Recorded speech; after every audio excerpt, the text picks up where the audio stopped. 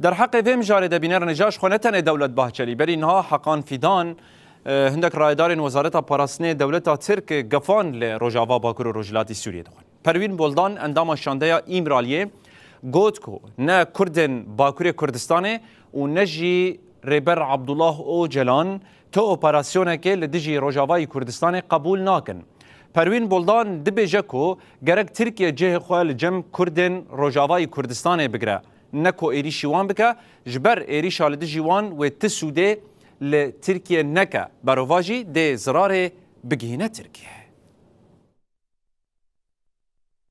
Bir diğer tarafta da Mehmet Uçum'un bir komisyonla ilgili değerlendirmesi vardı, onu soracağım. Şöyle söyleyeyim, yani Rojava'ya dair... Em têkildarê Rojava daxuyaniyên Tirkiyeyê ji nêz ve dişûpînin. Brêz Öcalan jî her daxuyaniya tê dayîn bi baldarî guhdar dike û hewl dide fêm bike.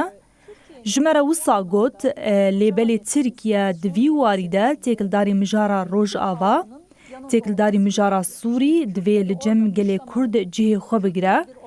Li wir li dervehiştina Kurdan, êrîşkirina ser Kurdan, çavberdana tinekirina destkeftiyên gelê Kurd, tu feydeyê li Tirkiyeyê nake û Kurdên li Tirkiyeyê jî vê qebûl nakin, divê ev wisa bêzanîn. Pêwîst e mesele bi rê û rêbazeke rastir bê çareserkirin.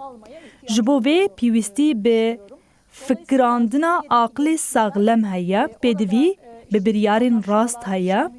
Lewma jî pêşketinên li Sûrî, li hevkirinên li wir, hevdîtinên li gel hikûmeta Şamê, ev hemû jî jaliyê Tirkiyeyê ve ji nêz ve têne şopandin. Lê Kurd di vê mijarê de gelekî hesasin Rojava, hesasiyeta herî mezin a gelê Kurd e.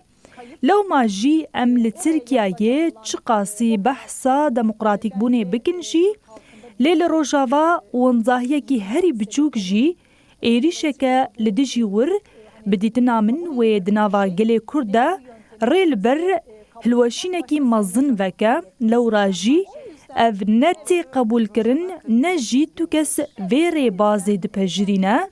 Di serî de jî Brêz Öcalan qebûl nake. Halkının kazanımlarına saygı duyan, Kürt halkının her alanda yaşadığı her bölgede kendi kazanımlarıyla, kendi diliyle...